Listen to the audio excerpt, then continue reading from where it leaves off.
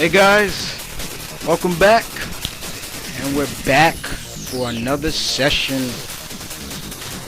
Q&A number 2. And once again, guys, I'd just like to say thank you so much again for tuning in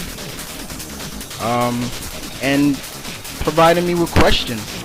Once again, like I said, guys, I get plenty of questions, guys, no doubt about it. So let's start it off, shall we? And once again, I'm gonna shout you guys out. First and foremost, first question is from my boy, my friend from Chi-Town, Zip Block. Check out this dude's channel, please. And his question is, what's your take on the upcoming Jonah Hex and Lobo movie? First and foremost, I think it's about time Jonah Hex gets his piece of the pie. You know what I'm saying? I think that Josh Brolin, who is going to play Jonah Hex, should do a pretty decent job, because this is not a superhero movie. This is more of a wild western movie, and I'm a big fan of westerns, just like my dad. I think it's my dad who got me into westerns, so I'm looking forward to Jonah Hex. As for Lobo, who can you say was kicked out of heaven, kicked out of hell? Hell gave him immortality for basically the people like us to deal with. Anybody who can take it to Superman like Lobo can, you get an A+ in my book. But I'm looking forward to seeing who they're gonna get to be Lobo. All I'm saying is, this guy, whoever they get, should be in great shape. If not, he better work his ass off. And I'm not talking about getting big bodybuilder, steroid looking Diesel. Just look well enough to say, I can really believe, okay, this guy looks like Lobo. You know, he's a believable Lobo. But I'm looking forward to both of these movies. So once again, Zip, thanks for that question. Definitely looking forward to those, bro. I got another question from my friend Freak. And his question is, did I ever play Spider-Man 2 or the Punisher game for the PS2 and Xbox? Dude, I have those. I love those games. I give any superhero game a try. My view is, look, it's like this. I don't allow review video game magazines, anything, to show, oh, this game is purely rental or garbage. I see for myself, you know what I'm saying? And I enjoyed Spider-Man 2 and I enjoyed the Punisher game, because that one, I love the whole interrogating the bad guys. I was like, now this is Frank Castle. This is what Frank is supposed to be like. You know what I'm saying? So, Freak, to answer your question right there, bro, was a great game. And yes, it was written by the great Garth Ennis. So, the Punisher game, actually, it was great. I really enjoyed it. Man.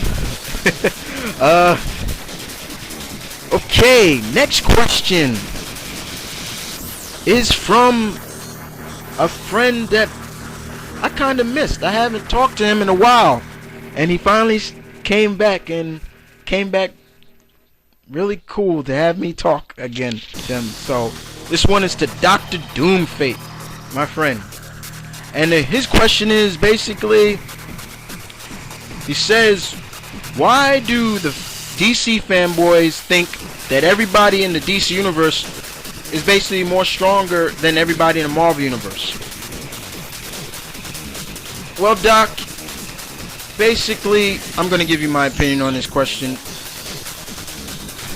Some people, you know, they're just too loyal.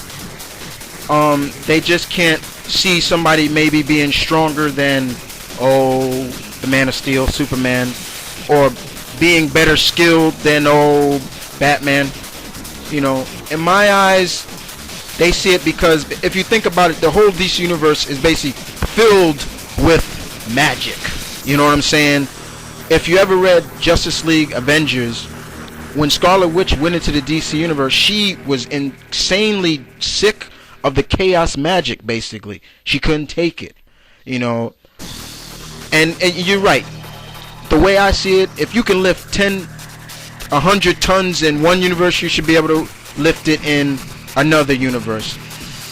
To answer your question, Doc, sometimes people just can't see another hero being outside of another universe being better than their loyal hero in this universe. For example, the darkness put fear into Batman, and a lot of people couldn't see that. You know what I'm saying? So, you know, a lot of people can't really see that. In my eyes, I don't really see it that way. In my eyes, I think it's a crock sometimes. I think some heroes, for example, Thor can go toe-to-toe with Superman any day of the week. You know what I'm saying? Things like that, you know. But it's always, my question is, why are these superheroes fighting? That's my question always, Doc. And I hope that helps ease your answer. I hope I answered it as best as I could. But the next question is from basically a friend, a new friend, and his name is Blue Goblin 01. And I recently watched a couple of his videos. Did a beautiful tribute to the lovely ladies of the Spider-Man universe, Gwen Stacy and Mary Jane. Thought they were well done. And he has a couple of questions. He has two actually. Basically, he says, what writer would you like to see write a story for the Amazing Spider-Man? I got two. I have two.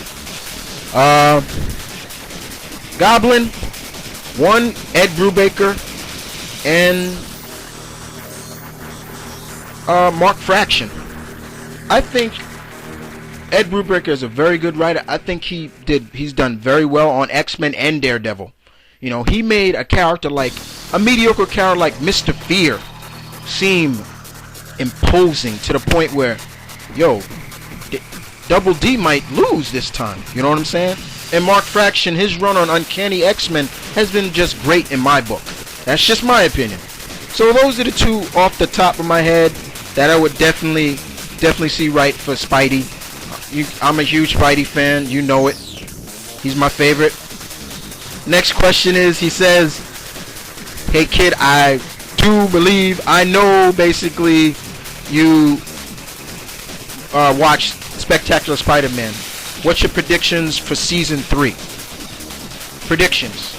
Hobgoblin, Scorpion, some more interactions with Black Cat. Maybe he'll reveal his identity to her. A lot more of Gwen Stacy and him. Hopefully they'll probably bring Carnage. I'm not sure.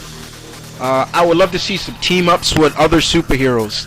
You know, Fantastic Four, Daredevil. You know, people like that. You know.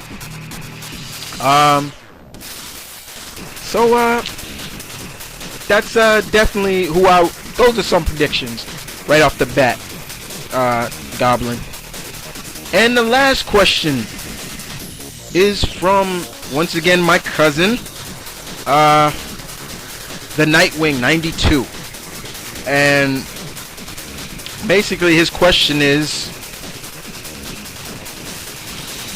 basically, yo cuz,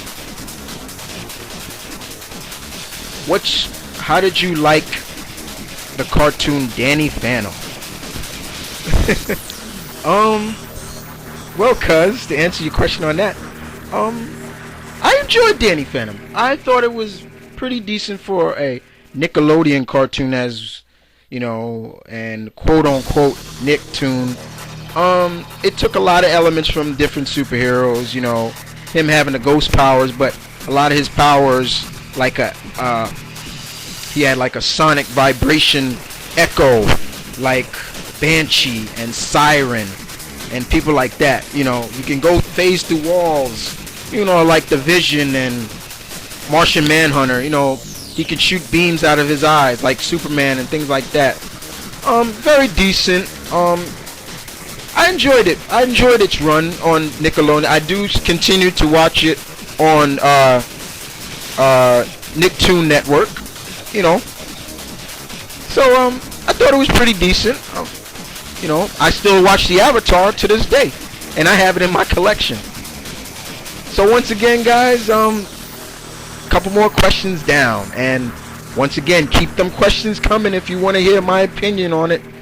And once again, you know my stick. Keep it real. Stay tuned.